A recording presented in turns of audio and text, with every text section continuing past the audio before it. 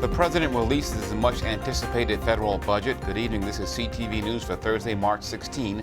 I'm Byron Scott. And I'm Patricia Valone. Thank you for joining us. Well, President Trump unveils his budget plan for fiscal year 2018. The more than $1 trillion proposal provides gains for some agencies, but losses for many more.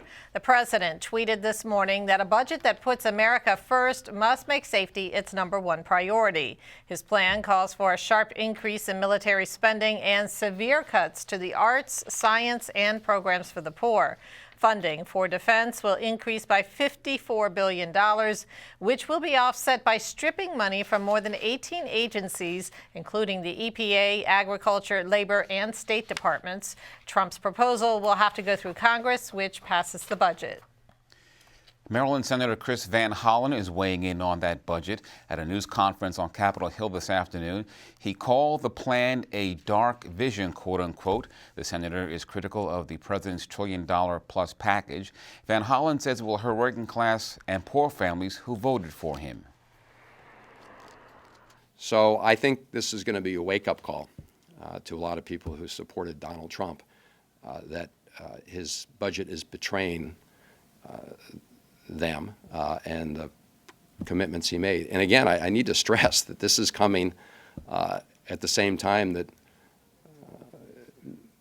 Donald Trump is supporting a $590 billion tax cut that goes to millionaires and billionaires, right? We're talking about here in this budget $54 billion.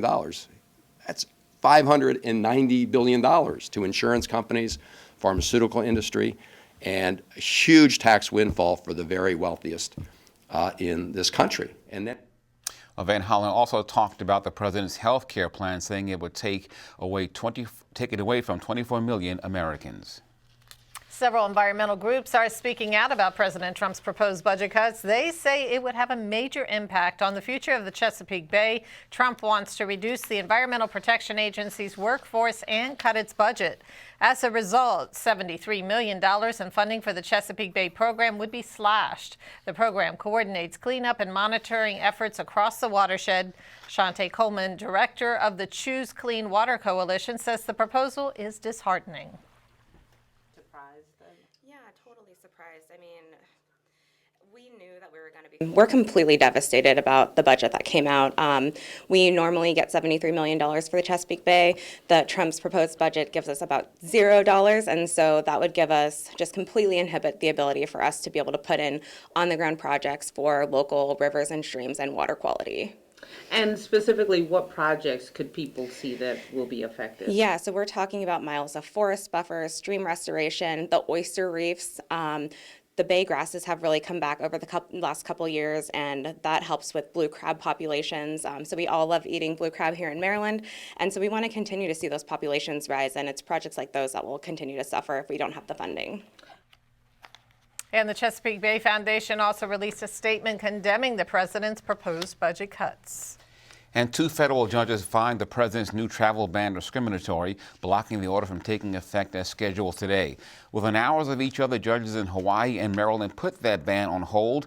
A federal judge in Hawaii rejected arguments from the government that the revised ban is vastly different from the first one and that it's about national security, not discrimination.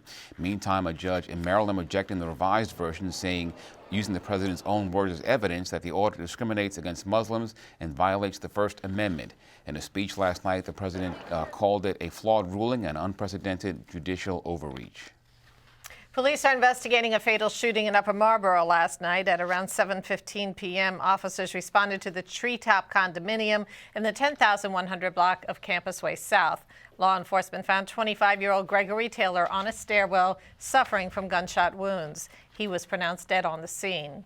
A $25,000 reward is being offered in this case. Anyone with information is asked to contact Crime Solvers. That number is 1-866-411-TIPS.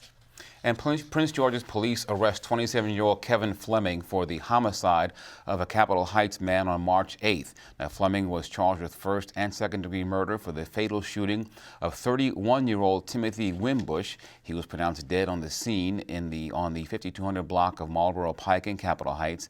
Investigators say the incident may have stemmed from a dispute between the victim and the suspect.